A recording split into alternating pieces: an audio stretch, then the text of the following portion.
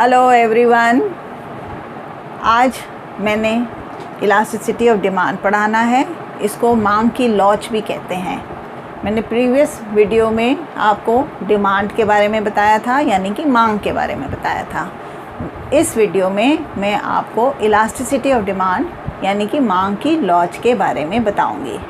मैं चाहती हूँ कि आप लोग सब ये वाला वीडियो ध्यान से देखें और ये वाले वीडियोस को प्रिस्क्राइब करें, सब्सक्राइब करें, ताकि आप इसका फ़ायदा उठा सकें। आशा तुली एजुकेशन एकेडमी के नाम से ये मेरा चल रहा है video channel. Please subscribe to it. अब हम चलते हैं चैप्टर की तरफ, इलास्टिसिटी ऑफ डिमांड। इसकी वेटेज बोर्ड के एग्ज़ाम में मैक्सिमम 4 नंबर की होती है, 4 मार्क्स। तो हम समझना, इसमें सबसे पहले हम समझते हैं कि इलास्टिसिटी या मांग की लॉच क्या चीज़ होती है। Elasticity of demand is the responsiveness of demand to a change in the price of the commodity। यानी कि डिमांड कैसे रिस्पॉन्ड करती है जब प्राइस बदलता है, ऊपर होता है या गिरता है। प्राइस ऑफ अ कमोडिटी यानी कि उस कमोडिटी का प्राइस। हम कभी सारे कमोडिटीज़ को इकट्ठे नहीं पढ़ते, हम हमेशा price of one commodity and its quantity demanded ही लेते हैं। प्रीवियस वीडियो में भी हमने ऐसा ही किया था, सिर्फ लास्ट में कॉन्सेप्ट ऑफ मार्केट डिमांड किया था। पर इलास्टिसिटी ऑफ डिमांड में हम सिर्फ एक ही कमोडिटी का पढ़ेंगे और देखेंगे कि उसकी डिमांड किस तरीके से चेंज होती है जब उसका प्राइस बदलता है। अब हम इसकी डेफिनेशन की तरफ चलते हैं। Elasticity of demand is the responsiveness of demand to a change in the price of the commodity। हम इसी commodity जो कि अंडर स्टडी है उसी को ही लेते हैं। It is indicated by the following symbols। E, capital E, E stands for elasticity with a subscript D, D stands for demand। तो symbol capital E और D with a subscript D is elasticity of demand, जो कि कुछ और किताबों में इस तरीके से लिखा हुआ है, इस शेप का ई बनाया हुआ होता है और कईयों में सिर्फ ये लिखा हुआ होता है, क्योंकि इलास्टिसिटी का कॉन्सेप्ट डिमांड और सप्लाई दोनों में हम स्टडी करेंगे और दोनों ही आपके सिलेबस में है। फॉर्मूला क्या है इलास्टिसिटी ऑफ डिमांड का? Elasticity of demand is percentage change in quantity demanded upon percentage change in price. यानी कि कितना डिमांड बदली क्योंकि उसका प्राइस बदला, परसेंटेज वाइज। और इसको फर्दर समझने के लिए हम समझते हैं कि percentage change in quantity demanded कैसे निकाला जाता है। Percentage change in quantity demanded होता है चेंज इन क्वांटिटी डिमांडेड, और चेंज का सिंबल होता है डेल्टा, क्वांटिटी का सिंबल होता है Q, upon change in price. और इसमें हम क्योंकि इनिशियल क्वांटिटी लेंगे, percentage change in quantity demanded is calculated by the formula change in quantity demanded upon initial quantity demanded। और initial quantity को हम represent करते हैं symbol Q से। अब आता है percentage change in price। percentage change in price क्या होता है? percentage change in price होता है change in price upon original price, और इसको हम मल्टीप्लाई कर देते हैं 100 से, क्योंकि हम परसेंटेज निकाल रहे हैं। और क्यों इसका सिंबल वाइज फार्मूला जो कि हम रेगुलरली यूज़ करते हैं वो है elasticity of demand ED is equal to delta Q upon delta P into P by Q। और इसके सारे हमने सिंबल्स की मीनिंग यहाँ लिख के रखे हुए हैं। डेल्टा Q का क्या मतलब है? Change in quantity demanded. Delta P का मतलब है change in price. P is original price and Q is original quantity demanded. इसको समझने के लिए, इलास्टिसिटी को समझने के लिए हमारे सिलेबस के अंदर और वैसे भी 2 फार्मूला होते हैं, 2 मेथड्स होते हैं। एक परसेंटेज मेथड और दूसरा होता है ज्योमेट्रिक मेथड।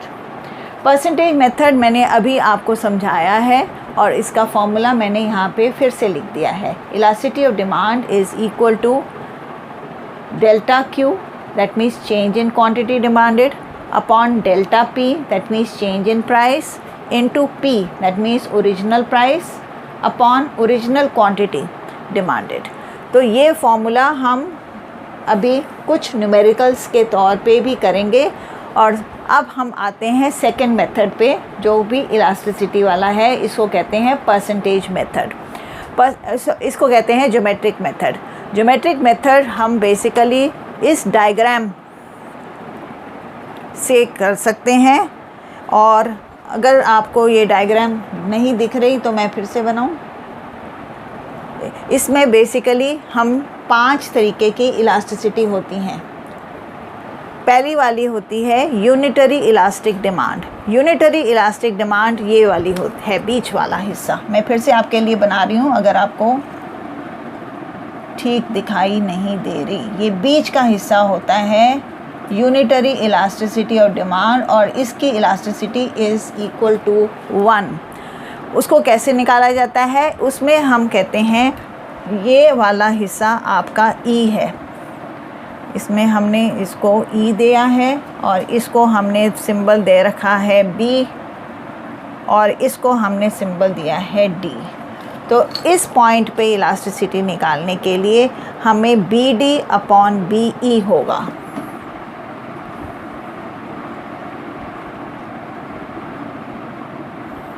इसको निकालने के लिए फॉर्मूला होगा lower segment of demand curve upon upper segment of demand curve. पहले नीचे वाला हिस्सा रखते हैं और फिर ऊपर वाला हिस्सा रखते हैं, और इसकी इलास्टिसिटी हमेशा मिडिल पॉइंट पे 1 होएगी। सेकेंड वन, इसको कहते हैं unitary elasticity. Second type is highly elastic demand. Highly elastic demand हमारे ऊपर वाले हिस्से में है, which is at point A। Highly elastic demand का क्या मतलब होता है कि नीचे वाला हिस्सा अपॉन इतने वाला हिस्सा। आपका निकालने के लिए मैं फिर से लिख रही हूँ AD अपॉन BAE, ये वाला हिस्सा अपॉन ये वाला हिस्सा। क्योंकि ये वाला हिस्सा ज़्यादा है और ये वाला हिस्सा कम है, तो हमारी elasticity of demand will always be equal to is greater than 1 here. Okay, next point, next one is less elastic demand. This is at point C। Less elastic demand is written by the symbol ED is less than 1. Here it becomes CD upon CE. हमारा ये जो numerator है छोटा है, denominator है जो ज़्यादा है, इसीलिए हमारी जो वैल्यू आएगी इलास्टिसिटी की वो लेस देन 1 होगी। That is why it is written in this manner. It is a case of less elastic demand. The fourth type of elasticity, children, is perfectly elastic demand, and that is at point E here. Here the entire thing is under the curve. This is point L, or have we put it as D? Okay, this is point D. So in this case you are having the entire portion here DE upon E. So here your elasticity will be equal to 0. Then we have here the elasticity will be equal to infinity. Now the last point is this one, point D. Here your entire thing is below, there is nothing on top, so it becomes LS upon US, or you will have your, this point is D, or you can even write it as ED upon E, and in this case your elasticity will be equal to 0.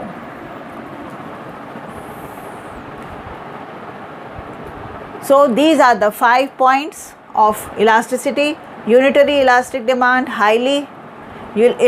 highly unitary elastic demand, less elastic demand, then you have perfectly elastic demand and perfectly inelastic demand. We will be doing the questions related to percentage method in greater detail in the next video. Thank you. इस मेरे channel को subscribe करें, like करें और अच्छे से पढ़ाई करें. God bless you all.